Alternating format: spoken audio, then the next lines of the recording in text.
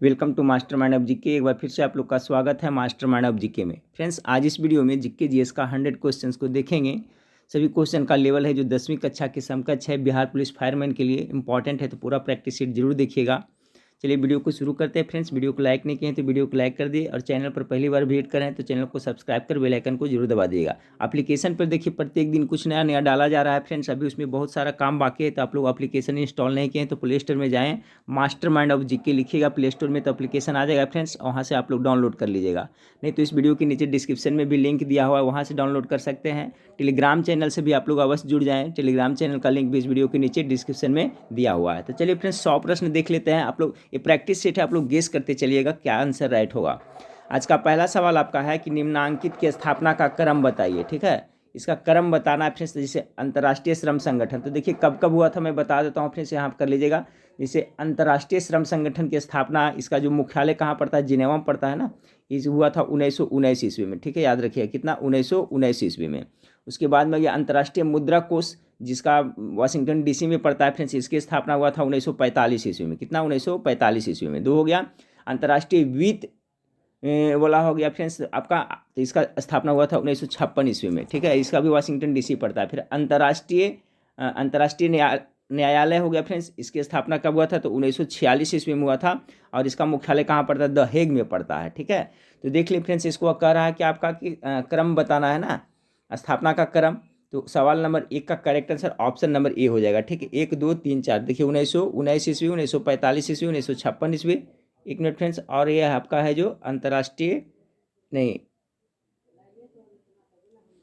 पहले हो जाएगा फ्रेंड्स 1 2, उसके बाद में चौथा होगा 1946 अंतर्राष्ट्रीय न्यायालय, उसके बाद में तीसरा नंबर वाला होगा, क्योंकि फ्रेंड्स अंतर्राष्ट्रीय वित्त निगम की स्थापना 1956 में हुआ था। बिल्कुल सही जी हाँ, ऑप्शन नंबर ए इसका करेक्ट आंसर हो जाएगा। ठीक है, अंतर्राष्ट्रीय श्रम संगठन की स्थापना, जिसका मुख्यालय है आपका जिनेवा में, 1919 ईस्वी में हुआ था। अंतर्राष्ट्रीय मुद्रा कोष की स्थापना 1945 में हुआ था, वाशिंगटन डीसी इसका मुख्यालय। अंतर्राष्ट्रीय वित्त निगम की स्थापना 1956 में हुआ था फ्रेंड्स। ठीक है, वाशिंगटन में पड़ता है। और अंतर्राष्ट्रीय न्यायालय की स्थापना 1946 में हुआ था। तो ये आपका ऑप्शन नंबर ए इसका करेक्ट आंसर हो जाएगा। दूसरा नंबर सवाल आपका है कि अंतर्राष्ट्रीय न्यायालय में न्यायाधीशों की संख्या है, तो गेस करिए 2 का करेक्ट आंसर क्या होगा। तो जो अंतर्राष्ट्रीय न्यायालय है जिसका मुख्यालय कहाँ, हेग है, उसमें न्यायाधीशों की संख्या टोटल कितना है, तो आपका 15 होता है।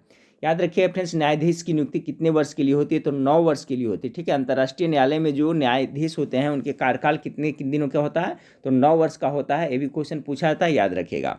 तीसरा नंबर सवाल आपका है, निम्नांकित में से कौन सा तटस्थीकृत राज्य है। 3 का जो करेक्ट आंसर होगा फिर ऑस्ट्रिया है जो फ्रेंड्स आपका तटस्थीकृत राज्य के अंतर्गत आता है। 3 का करेक्ट आंसर ए हो जाएगा। चौथा नंबर सवाल आपका है, केंद्र सरकार द्वारा गठित पचौरी समिति का संबंध था। ये पचौरी समिति का संबंध था जो सेतु समुद्र परियोजना से था फ्रेंड्स, इसलिए ऑप्शन नंबर डी 4 का करेक्ट आंसर हो जाएगा। 5वां नंबर सवाल देखिए, अंतर्राष्ट्रीय मुद्रा कोष का मुख्यालय कहाँ है। अभी मैंने बताया था फ्रेंड्स, 5 का करेक्ट आंसर क्या होगा, अंतर्राष्ट्रीय मुद्रा कोष का मुख्यालय जो वाशिंगटन डीसी में पड़ता है, फिर वाशिंगटन इसका करेक्ट आंसर हो जाएगा। और अंतर्राष्ट्रीय मुद्रा कोष की स्थापना भी मैंने बताया था 1945 ईस्वी में हुआ था, ये भी याद रखिएगा। तो 5 का करेक्ट आंसर सी हो जाएगा। 6ठा नंबर सवाल आपका देखें, निम्नलिखित में से अंतर्राष्ट्रीय शांति और सुरक्षा बनाए रखने का प्राथमिक उत्तरदायित्व किसका है। 6 का जो करेक्ट आंसर क्या हो जाएगा, तो ऑप्शन नंबर बी हो जाएगा, सुरक्षा परिषद का। 6 का correct answer option number B हो जाएगा। ठीक है, 7वां नंबर सवाल को देखिए। 7 नंबर सवाल है, तटस्थता के नियमों को संहिताबद्ध किया गया था, कब किया गया था। 7 का करेक्ट आंसर सी होगा, 1956 और 1907 ईस्वी में किया गया था। अगला सवाल 8 नंबर सवाल है, अंतर्राष्ट्रीय न्यायालय के न्यायाधीश। अंतर्राष्ट्रीय न्यायालय के न्यायाधीश क्या होता है, तो अंतर्राष्ट्रीय विधि आयोग के द्वारा नामित किए जाते हैं, महासभा और सुरक्षा परिषद के द्वारा निर्वाचित किए जाते हैं। अभी हमने देखा था फ्रेंड्स अंतर्राष्ट्रीय न्यायालय के बारे में, अंतर्राष्ट्रीय न्यायालय में टोटल न्यायाधीशों की संख्या कितनी होती है फ्रेंड्स, तो अभी मैंने 15 बताया था ना। और इसका जो कार्यकाल होता है 9 वर्ष के लिए होता है। तो इसका जो मतलब कि निर्वाचित किसे होते हैं, तो महासभा और सुरक्षा परिषद के द्वारा निर्वाचित किए जाते हैं। देखिए आपका संयुक्त राष्ट्र संघ के प्रमुख 6 अंग है फ्रेंड्स, उनमें से ही आपका महासभा और सुरक्षा परिषद 2 अंग हो गया, उसी के द्वारा अंतर्राष्ट्रीय न्यायालय के न्यायाधीश निर्वाचित किए जाते हैं। तो 8 का correct answer option number A हो जाएगा। 9वां नंबर सवाल देखिए, सूची 1 को सूची 2 से सुमेलित करना है। यहाँ पर है आपका प्रथम पृथ्वी सम्मेलन, मानव पर्यावरण का संरक्षण, और क्या है फ्रेंड्स, और सुधार, द्वितीय पृथ्वी सम्मेलन, और क्योटो नवाचार। बहुत ही इंपॉर्टेंट है फ्रेंड्स, इसका देखिए मैं बताता हूँ इसका करेक्ट आंसर क्या होगा। तो एक का हो जाएगा फ्रेंड्स। तो देखिए प्रथम पृथ्वी सम्मेलन कब हुआ था, तो प्रथम पृथ्वी सम्मेलन हुआ था आपका 1992 ईस्वी में, याद करते चलिएगा। प्रथम पृथ्वी सम्मेलन हो जाएगा जो आपका 1992 में हुआ था, यानी कि एक का दो हो जाएगा, ठीक है। उसके बाद में है फ्रेंड्स आपका मानव पर्यावरण का संरक्षण और सुधार, इसका जो करेक्ट आंसर हो जाएगा फ्रेंड्स एक हो जाएगा, 1972 में हो जाएगा, ठीक है। इसका क्या हो जाएगा आपका 1972 में, यानी कि बी का हो जाएगा जो आपका दो हो जाएगा, सॉरी बी का है जो एक हो जाएगा। प्रथम पृथ्वी सम्मेलन कब हुआ था, 1992 में। मानव पर्यावरण का संरक्षण और सुधार 1972 में। द्वितीय पृथ्वी सम्मेलन कब हुआ था, तो द्वितीय पृथ्वी सम्मेलन जो हुआ था फिर 2002 में हुआ था, ठीक है। सी का 4 हो जाएगा, यानी कि द्वितीय पृथ्वी सम्मेलन कब हुआ था, 2004 में। बच गया क्या फ्रेंड्स आपका डी, क्वेटा नवाचार। तो क्वेटा नवाचार कब हुआ था, 1997 में।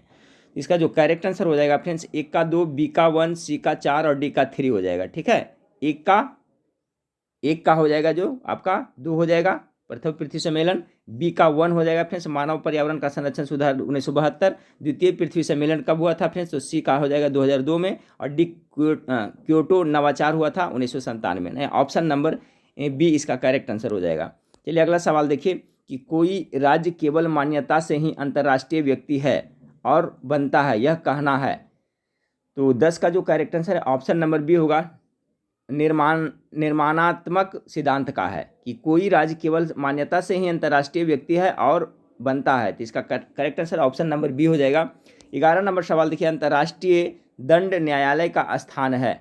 अंतर्राष्ट्रीय दंड न्यायालय का स्थान वही फ्रेंड्स अंतर्राष्ट्रीय न्यायालय का मुख्यालय तो द हेग में है, ऑप्शन नंबर सी 11 का करेक्ट आंसर हो जाएगा। 12 नंबर सवाल देखिए, निम्नलिखित में से कौन सा एक आर्थिक और सामाजिक परिषद का कार्य नहीं है।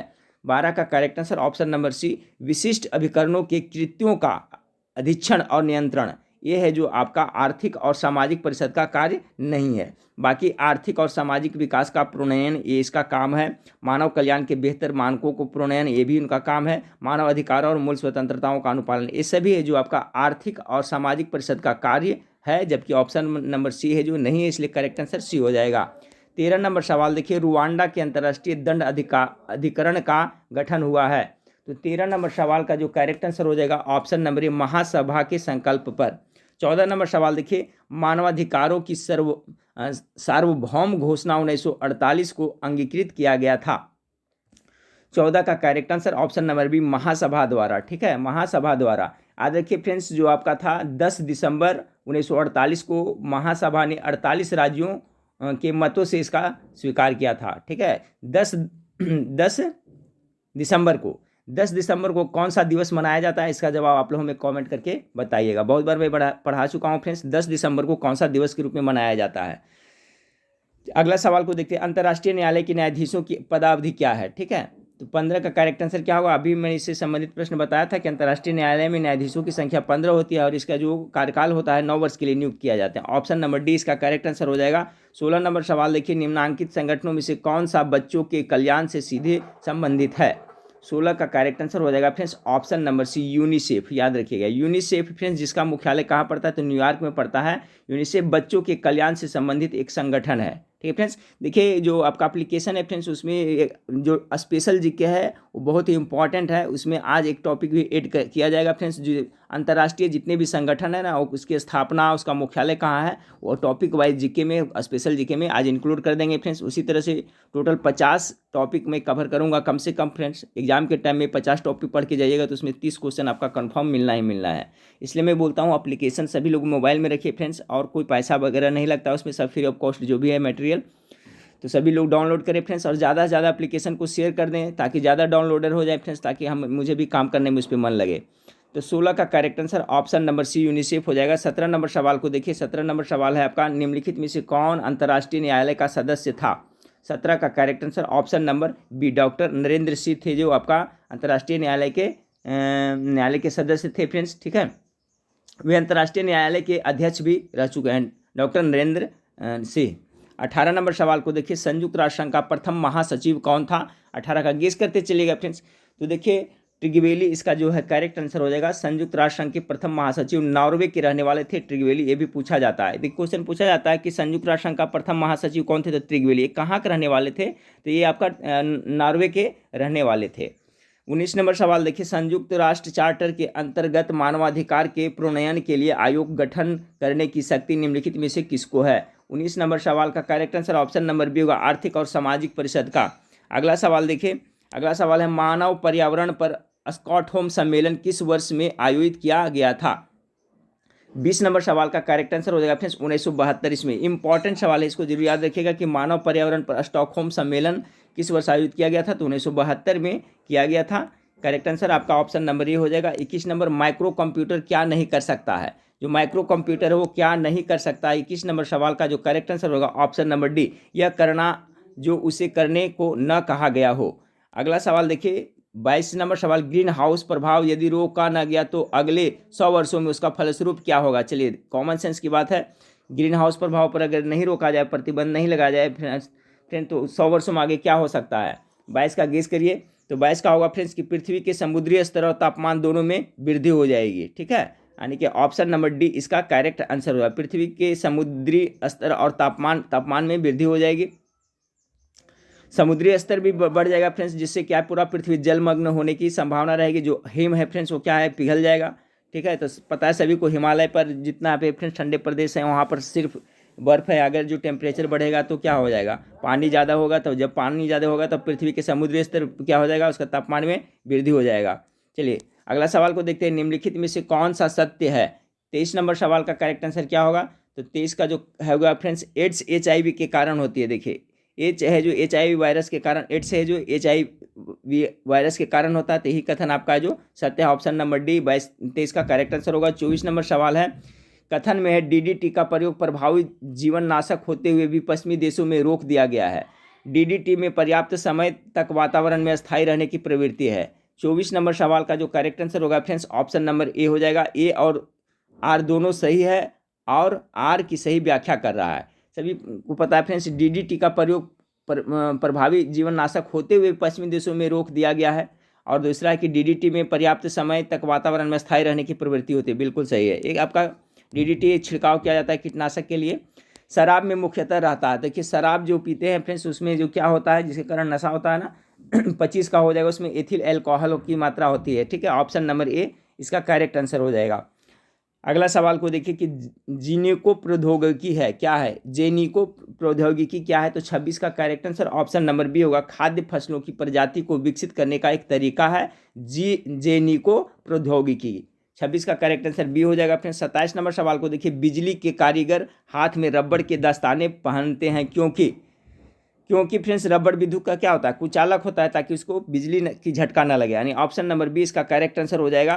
टेलीविजन का आविष्कार किसने किया था? 28 का करेक्ट आंसर हो जाएगा फ्रेंड्स आपका जेल बेयर्ड के द्वारा टेलीविजन का आविष्कार किया गया था। अगला है, द्रवीकृत पेट्रोलियम गैस मुख्यतः होती है।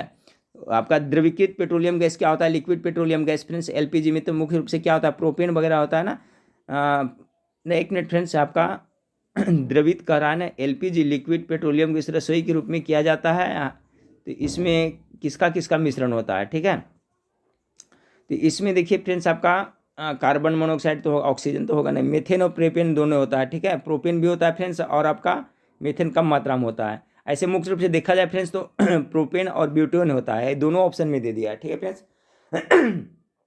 तो प्रोपेन और ब्यूटेन मुख्य रूप से ज़्यादा होता है फ्रेंड्स। तो इसमें देखिए क्वेश्चन इस तरह से सेट करना चाहिए, मेथेन तो होता है मेथेन, इसमें correct answer option number D होना चाहिए। ठीक है, इसका correct answer option number D, propane और ब्यूटेन ज़्यादातर से उसमें होता है।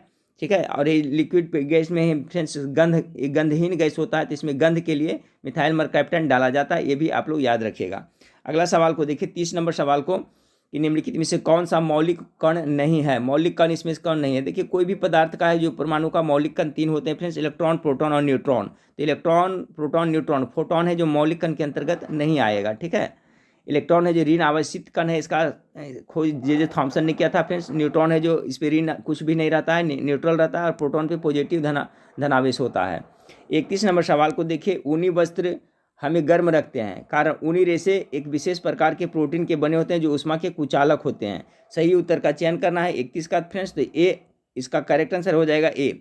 ए और दोनों सही है और इसका सही व्याख्या भी कर रहा है। उन्हीं रेशे क्या होता है, एक विशेष प्रकार के प्रोटीन के बने होते हैं, ये भी आपका सही है। और ऊष्मा का कुचालक होता है और उन्हीं वस्त्र हमें गर्म रखते हैं, बिल्कुल सही है। ऑप्शन नंबर ए इसका करेक्ट आंसर होगा। बायोटेक पार्क अवस्थित है, बायोटेक पार्क कहाँ अवस्थित है? 32 नंबर सवाल का जो करेक्ट आंसर हो जाएगा फ्रेंड्स आपका ऑप्शन नंबर सी हो जाएगा। उत्तर प्रदेश के लखनऊ में बायोटेक पार्क स्थित है। अगला सवाल है, एलपीजी एक प्रदूषण मुक्त वाहन ईंधन है। एलपीजी कारण सीएनजी ईंधन चालित बसों को चलाना भारत के मेट्रोपॉलिटन नगरों के लिए संतरित है। निम्नलिखित कूट का प्रयोग करते हुए सही का चयन करिए। 33 नंबर सवाल का करेक्ट आंसर क्या होगा फ्रेंड्स? तो ऑप्शन नंबर इसका डी होगा।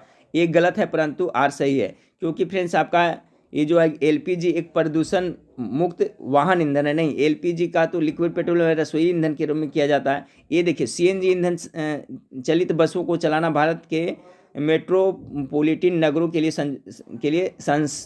संस्तुत है। ये आपका सही है, बाकी ए गलत है, इसलिए ऑप्शन नंबर डी इसका करेक्ट आंसर हो जाएगा। ए गलत है परंतु आर सही है। अगला फ्रेंड्स, हैवी वाटर में क्या होता है? हैवी वाटर यानी कि भारी जल हो गया ना, तो भारी जल को क्या कहते हैं फ्रेंड्स? ड्यूटेरियम ऑक्साइड कहते हैं। तो हाइड्रोजन के स्थान पर ड्यूटेरियम होता है, यानी ऑप्शन नंबर सी 34 का करेक्ट आंसर हो जाएगा।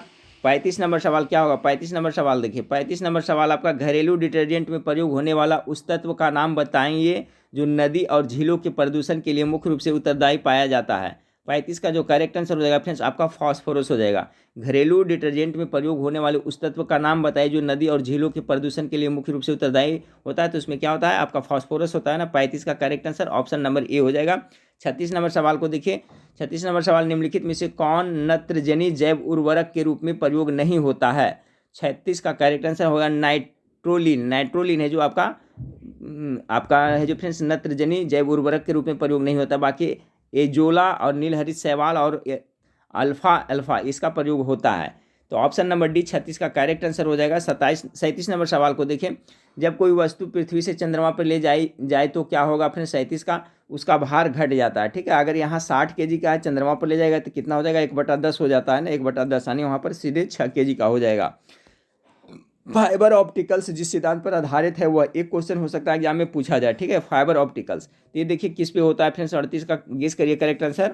संपूर्ण आंतरिक परिवर्तन इसका जो है करेक्ट आंसर हो जाएगा। ठीक है, 38 का correct answer option number C हो जाएगा। संपूर्ण आंतरिक परिवर्तन पे फाइबर ऑप्टिकल काम करता है। ठीक है, अगला सवाल, एक व्यक्ति जिसका ब्लड ग्रुप पता नहीं है दुर्घटनाग्रस्त हो जाता है और उसे तुरंत खून चढ़ाने की आवश्यकता है। निम्नांकित में से कौन सा ब्लड ग्रुप जो अस्पताल में आसानी से उपलब्ध है खून चढ़ाने हेतु सुरक्षित होगा?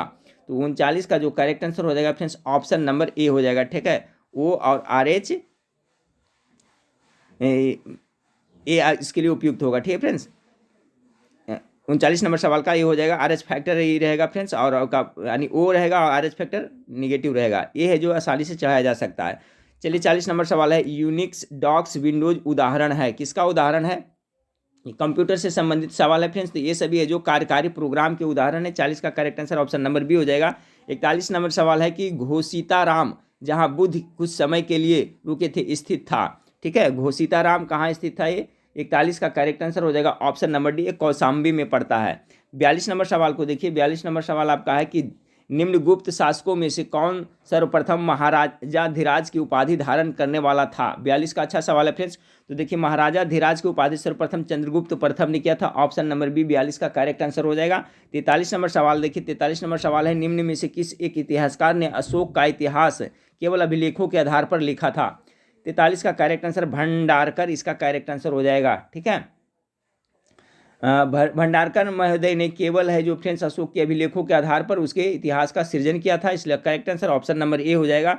44 नंबर सवाल, निम्न में से किस एक नाम से शिवाजी की सलाहकार समिति को जाना जाता है? 44 का करेक्ट आंसर सी होगा, मंत्रिमंडल। ऑप्शन नंबर सी इसका करेक्ट आंसर हो जाएगा। 45 नंबर सवाल को देखिए, निम्न सुल्तानों में से एक ने कृषकों की सहायता के लिए पट्टा एवं कबूलियत की व्यवस्था प्रारंभ की थी। ये देखिए, पट्टा और कबूलियत है जो फ्रेंड्स किसके लिए किया गया था? कृषकों की सहायता के लिए। तो कौन सा सुल्तान है जिसने पट्टा और कबूलियत की व्यवस्था प्रारंभ की थी? 45 का हो जाएगा Sher Shah Suri. Option number D इसका करेक्ट आंसर हो जाएगा। 46 नंबर, जात एवं सवार श्रेणियां के आधार पर मनसबदारों को वर्गों में विभक्त किए जाने वाली संख्या थी। तो 46 का करेक्शन 3 थी टोटल। ठीक है, मनसबदारी व्यवस्था के बारे में पढ़े होंगे आप लोग फ्रेंड्स, ठीक है। तो इसमें 3 ही श्रेणी आपको बताया गया है, ठीक है। इसमें कितने टोटल श्रेणी, तो 3 बताया गया है फ्रेंड्स, याद रखिएगा। आपका जात एवं स्वराज श्रेणियों के आधार पर टोटल 3 श्रेणी बताया गया मनसबदारी प्रथा में। 47 नंबर सवाल देखिए, निम्नलिखित मुगल बादशाहों में से किस एक ने सिजदा या साष्टांग करने की प्रथा को समाप्त कर दिया था, ठीक है। सिजदा पर्दा प्रथा को किसने समाप्त कर दिया था, तो 47 का करेक्ट आंसर हो जाएगा फ्रेंड्स आपका ऑप्शन नंबर सी, शाहजहां, ठीक है। शाहजहां के शासनकाल के दौरान में सिजदा प्रथा का अंत कर दिया गया था, ठीक है, याद रखिएगा। सिजदा एक पोगोस था फ्रेंड्स, उसका जो शुरुआत किसने किया था, इसका जवाब हमें आप कमेंट, सिजदा प्रथा का शुरुआत किसने किया था फ्रेंड्स, हमें कमेंट करके आप लोग बताइएगा, ठीक है। चलिए अगर 48 नंबर सवाल को देखिए, 48 नंबर सवाल, निम्नलिखित में से कौन सा एक संवाद कौमुदी मिरातुल अखबार एवं वेदांत कॉलेज से संबंधित था। 48 का correct answer option number C होगा फ्रेंड्स, राजा राम मोहन राय, ठीक है। संवाद कौमुदी मिरातुल अखबार एवं वेदांत कॉलेज से संबंधित कौन था, तो राजा राम मोहन राय, जिन्होंने आपका 1828 ईस्वी में ब्रह्म समाज की भी स्थापना किया है। 49 नंबर सवाल देखिए, सांस्कृतिक विलंबना का अर्थ है। 49 का correct answer option number B हो जाएगा, जब अभौतिक संस्कृति भौतिक संस्कृति के पीछे छूट जाती है। बहुत अच्छा सवाल है फ्रेंड्स। सांस्कृतिक विलंबना का अर्थ यही होता है कि जब अभौतिक संस्कृति भौतिक संस्कृति के पीछे छूट जाती है। अगला सवाल देखिए, निम्नलिखित में से कौन सा एक मंदिर भारत में प्राप्त डाट पत्थर, ठीक है, डाट पत्थर मेहराब का प्राचीनतम उदाहरण प्रस्तुत करता है, कौन सा मंदिर। 50 का correct answer option number B, Bhitargaon मंदिर, ठीक है। भीतरगांव का मंदिर उत्तर प्रदेश के कानपुर जनपद में स्थित है, ये भी याद रखेगा। भीतरगांव का मंदिर पूछा जाता है कभी कभी, कहाँ है फ्रेंड्स, तो ये आपका उत्तर प्रदेश के कानपुर जनपद में स्थित है। इस मंदिर का निर्माण ईंटों से किया गया है। तो ये कह रहा है फ्रेंड्स, निम्नलिखित में से कौन सा एक मंदिर भारत में प्राप्त डाट पत्थर मेहराब का प्राचीनतम उदाहरण प्रस्तुत करता है, तो आपका यही है जो इसका friends option number B correct answer हो जाएगा।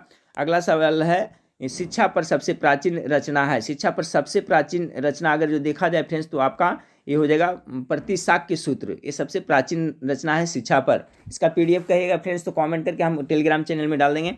52 नंबर सवाल को देखिए, कह रहा है फ्रेंड्स आपका कि निम्न में से किस एक रूप में निर्ग्रंथों का साधारणतः जाना जाता है। 52 का करेक्ट आंसर जैन, इसका करेक्ट आंसर हो जाएगा। अगला फ्रेंड्स, रज्यनामा फारसी अनुवाद है किसका, तो आपका पता होगा इसका फ्रेंड्स, महाभारत का है जो फारसी अनुवाद है, रजनामा है, तो ऑप्शन नंबर सी इसका करेक्ट आंसर हो जाएगा। 54 नंबर सवाल को देखिए, निम्नलिखित में से कौन एक प्रथम भक्तिकालीन संत थे जिन्होंने अपने संदेश के प्रचारार्थ हिंदी का प्रयोग किया। 54 का करेक्ट आंसर रामानंद, इसका करेक्ट आंसर हो जाएगा। 55 नंबर, दिल्ली में हौज एक खास का निर्माण किसने करवाया था, बहुत ज़्यादा इंपॉर्टेंट सवाल। 55 का फ्रेंड्स, तो कौन किसने किया था, तो इसका करेक्ट आंसर सी हो जाएगा, अलादीन खिलजी ने। दिल्ली में हौज एक खास का निर्माण किसने किया था फ्रेंड्स, तो अलादीन ने किया था। अगला सवाल देखिए, 56 नंबर सवाल को देखिए, मुगल सम्राट अकबर के समय में कितने सूबे थे, तो टोटल सूबे की संख्या उस समय थे फ्रेंड्स आपका ऑप्शन नंबर डी हो जाएगा, ठीक है। कितना था, तो 15 था। मुगल सम्राट अकबर के शासन के समय में सूबे की संख्या कितनी थी फ्रेंड्स, 15 थी, ठीक है। इसके पहले तो आपका मुगल साम्राज्य को 12 सूबों मतलब समझ रहे हैं ना, प्रांत होता है, ठीक है, तो 12 प्रांत में विभाजित किया था इसके पहले, करा मुगल सम्राट के तो 12 पहले था, लेकिन अकबर के समय में बढ़कर संख्या इसकी कितनी हुई थी, प्रांतों की संख्या तो 15 हो गई थी। तो मुगल सम्राट अकबर के समय में, अकबर नहीं था उसके पहले टोटल 12 में था, लेकिन जब ये सम्राट बन गया फ्रेंड्स, तो इसका कितना, इसके समय में टोटल कितना हो गया था, तो आपका 15 हो गया था सूबों की संख्या यानी प्रांतों की संख्या।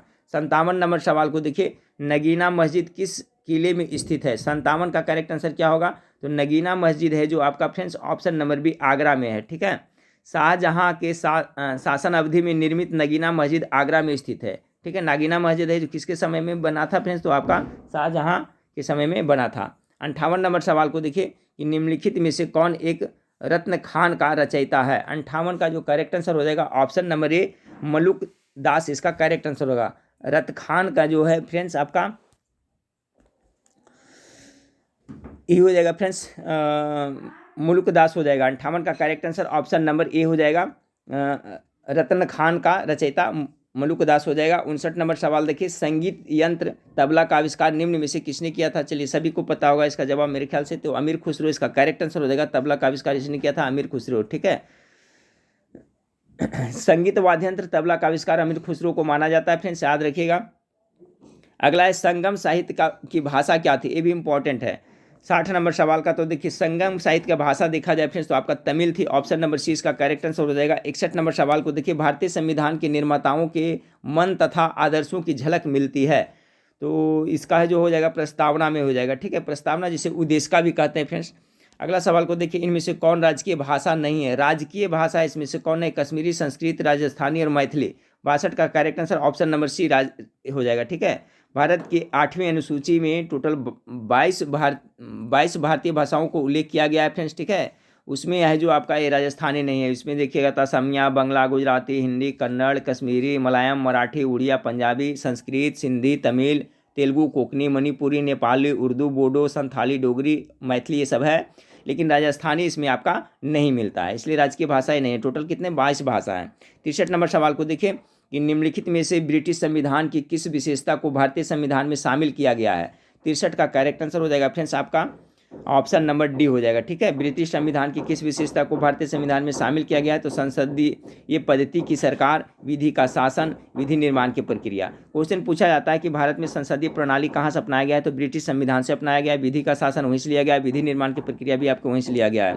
जो आपका 64 नंबर सवाल है कि समान नागरिक संहिता किस राज्य में लागू है। 64 का करेक्ट आंसर सी हो जाएगा, गोवा इसका करेक्ट आंसर हो जाएगा। 65 नंबर सवाल को देखिए राष्ट्रपति राज्यपाल की नियुक्ति में किसकी सलाह लेता है। राष्ट्रपति राज्यपाल की नियुक्ति में किसका सलाह लेता है, तो प्रधानमंत्री का सलाह लेता है। ऑप्शन नंबर ए इसका करेक्ट आंसर हो जाएगा। 66 अवित्तीय विधेयक को राष्ट्रपति कितनी बार लौटा सकता है, ठीक है, अवित्तीय विधेयक को 66 का करेक्ट आंसर ऑप्शन नंबर एक बार लौटा सकता है। 67 नंबर सवाल राज्यसभा में राष्ट्रपति द्वारा कितने सदस्य को मनोनीत किया जाता है। साहित्य कला क्षेत्र के से टोटल कितना 12 को मनोनीत किया जाता है, ऑप्शन नंबर ए 67 का करेक्ट आंसर हो जाएगा। 68 नंबर सवाल को देखिए राष्ट्रपति लोकसभा में किस समुदाय के बीच से 2 लोगों को मनोनीत करता है फ्रेंड्स, तो एंग्लो इंडियंस होता है, क्या होता है, Anglo Indians, option number C 68 का करेक्ट आंसर हो जाएगा।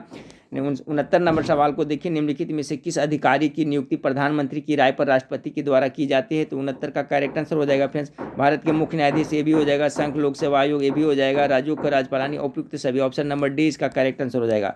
70 नंबर सवाल का देखिए 70 नंबर सवाल है इनमें से कौन सी शक्ति राष्ट्रपति को है लेकिन किसी राज्य के राज्यपाल को नहीं है। 70 का जो करेक्ट आंसर हो जाएगा ऑप्शन नंबर बी फ्रेंड्स हो जाएगा। इसका देख लेते हैं यहाँ पर ऑप्शन नंबर बी में क्या है, 1 2 4, ठीक है, 1 2 और 4, ठीक है, ये है जो आपका शक्ति राष्ट्रपति को है, क्योंकि मृत्यु की सजा राष्ट्रपति माफ कर सकता है, राजकीय शक्ति भी इसी के पास में है, आपातकाल की घोषणा कर सकता है, ये सभी है आपको किसके पास में है फ्रेंड्स, तो आपका राष्ट्रपति के पास, लेकिन राज्यपाल के पास नहीं है। तो करेक्ट आंसर हो जाएगा आपका 70 का ऑप्शन नंबर बी हो जाएगा। 71 नंबर सवाल को देखिए संविधान में कितने किस्म की इमरजेंसियां की शाखाएं मौजूद है, तो 3 तरह की होता है ना। 71 का correct answer option number C हो जाएगा, ठीक है। संविधान का भाग 18 आज के ये भाग 18 में आपात उपबंधों संबंधी प्रावधान है, जिसके अंतर्गत अनुच्छेद कितना फ्रेंड्स, तो 352, अनुच्छेद 352 राष्ट्रीय आपात, अनुच्छेद 356 अनुच्छेद 356 राज्यों में राष्ट्रपति शासन, और अनुच्छेद 360 है जो आपका वित्तीय आपात का उल्लेख किया गया है। तो 3 तरह का इमरजेंसी है, आपात है फ्रेंड्स, अनुच्छेद 352 356 और 300 कितना 60 होता है। देखिए वित्तीय आपात अभी एक बार भी नहीं लगा है, बता चुका हूँ बहुत बार, वित्तीय आपात का प्रयोग अभी एक बार भी नहीं हुआ है भारत में। अगला सवाल है फ्रेंड्स 72 नंबर सवाल आपका कह रहा है कि राष्ट्रपति राज्यों में निम्नलिखित के तहत राष्ट्रपति शासन आरोपित करता है, ठीक, राष्ट्रपति शासन ना आ गया वही क्वेश्चन, तो हो जाएगा अनुच्छेद 356 के 1 के तहत। 73 नंबर सवाल को देखिए कि निम्नलिखित में से कौन सा आपातकाल राष्ट्रपति द्वारा स्वयं ही घोषित किया जा सकता है, तो 73 का करेक्ट आंसर हो जाएगा फ्रेंड्स आपका देखिए स्वयं विदेशी आक्रमण के है राज्यपाल, इसका करेक्ट आंसर डी होगा। कोई भी राष्ट्रपति है जो आपात करता है फ्रेंड्स वो प्रधानमंत्री की सलाह पर ही करता है, ठीक है, तो वही कह रहा है इसमें ना कि निम्नलिखित आपात राष्ट्रपति स्वयं ही घोषित किया जा सकता है, तो इनमें से कोई है जो स्वयं उसका घोषित नहीं किया कर सकता है फ्रेंड्स, क्योंकि वास्तविक प्रधानमंत्री होता है, उसी की सलाह पर ही आपका राष्ट्रीय आपात की घोषणा की जाती है। तो उपरोक्त में से कोई नहीं, इसका करेक्ट आंसर होगा। 73 नंबर सवाल का correct answer option number D हो गया फ्रेंड्स। 74 नंबर सवाल देखिए, 74 नंबर सवाल आपका है किसी राज्य में राष्ट्रपति शासन का तात्पर्य क्या है। 74 का करेक्ट आंसर है कि राज्य के राज्यपाल द्वारा, ठीक है, तो किसमें चलता है उसके द्वारा, राज्य के राज्यपाल द्वारा चलता है शासन, ठीक है, तो ऑप्शन नंबर डी इसका करेक्ट आंसर है। राष्ट्रपति शासन जब लग जाता है राज्यों में फ्रेंड्स तो राज्य के राज्यपाल द्वारा होता है। अगला सवाल देखिए भारतीय राष्ट्रपति के.आर. नारायणन कौन से राष्ट्रपति हुए थे। 75 का जो करेक्ट आंसर हो जाएगा फ्रेंड्स 11वां राष्ट्रपति बने थे, ठीक है, भारतीय राष्ट्रपति के.आर. नारायणन भारत के 11वें राष्ट्रपति थे, जबकि 10वें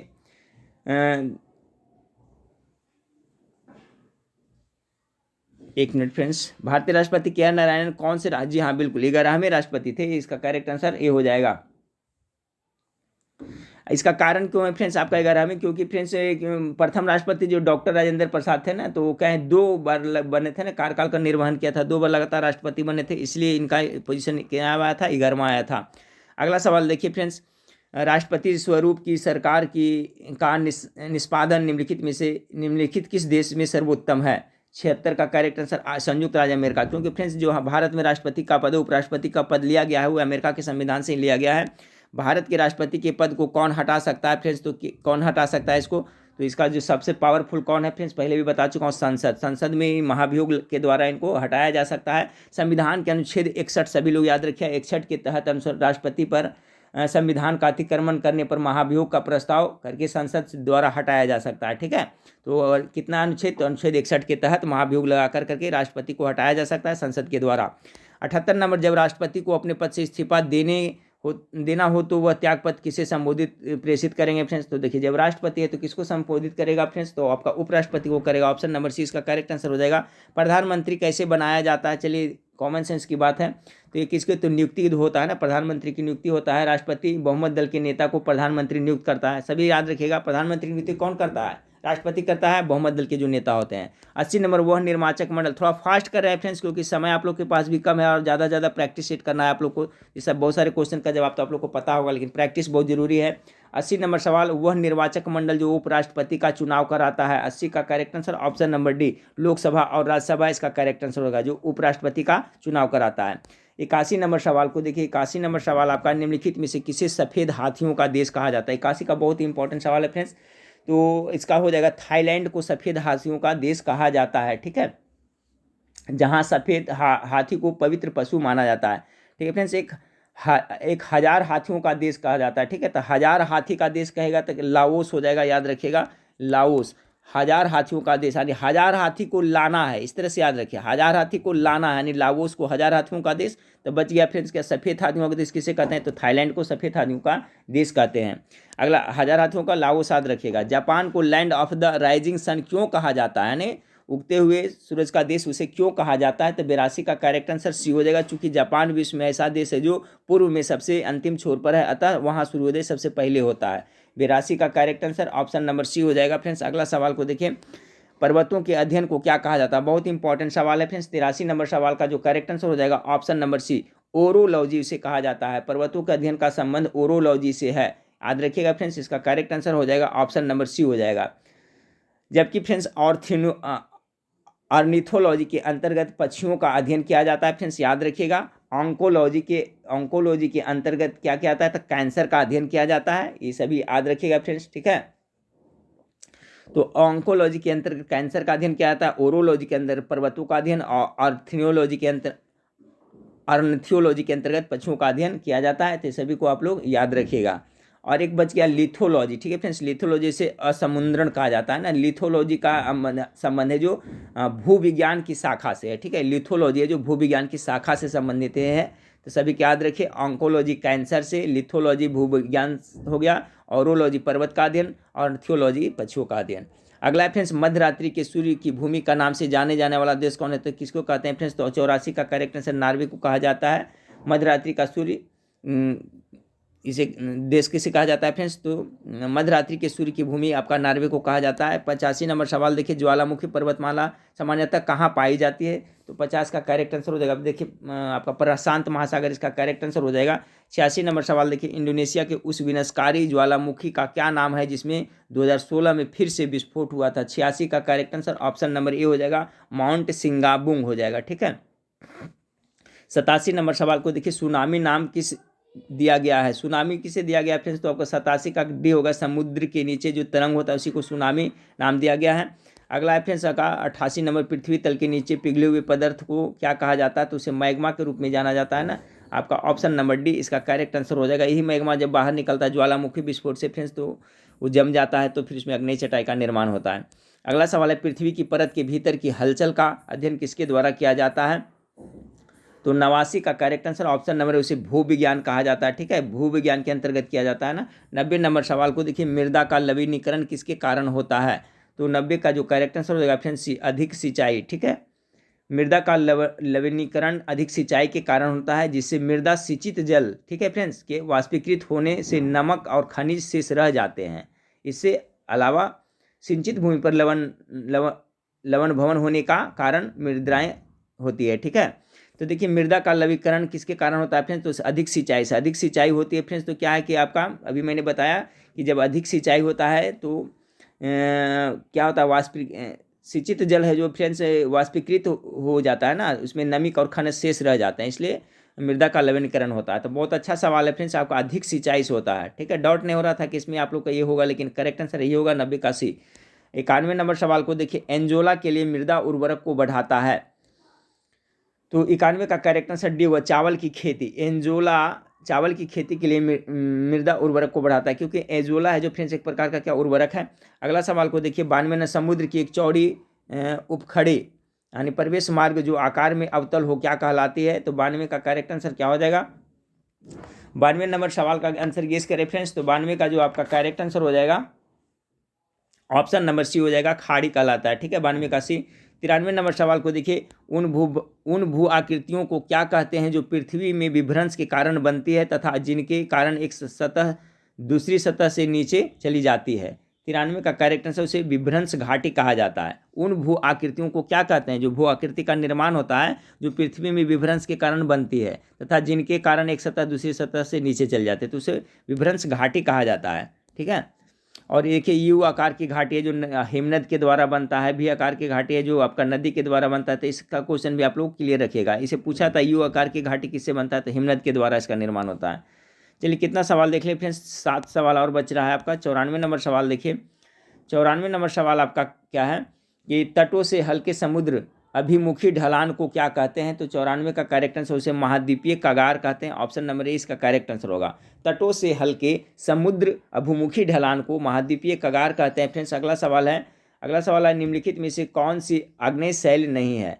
आग्नेय शैल का इसमें उदाहरण कौन नहीं है। तो 95 नंबर सवाल का जो करेक्ट आंसर होगा डोलोमाइट है जो आग्नेय शैल के अंतर्गत नहीं आता। ग्रेनाइट, बेसाल्ट, ग्रेवो ये सब आता है। अगला सवाल को देखिए, 96 नंबर सवाल आपका है कि आपस में जुड़ी द्वीप समूह को क्या कहते हैं। 96 का correct answer option number C हो जाएगा फ्रेंड्स, उसे क्या कहते हैं, आर्कीपिलागो कहते हैं, ठीक है, आर्कीपिलागो उसे कहा जाता है। 97 नंबर सवाल देखिए, 97 नंबर तरंग कटाव से बनने वाली भूमि को क्या कहते हैं। तो इसका करेक्ट आंसर होगा गुफा कहते हैं। तरंग कटाव से बनने वाली भूमि को गुफा कहते हैं। 98 नंबर सवाल को देखिए कि मुख्य समुद्र से संकीर्ण पट्टी द्वारा आंशिक रूप से या पूरी तरह से अलग किए गए समुद्री जल के विस्तार को क्या कहते हैं।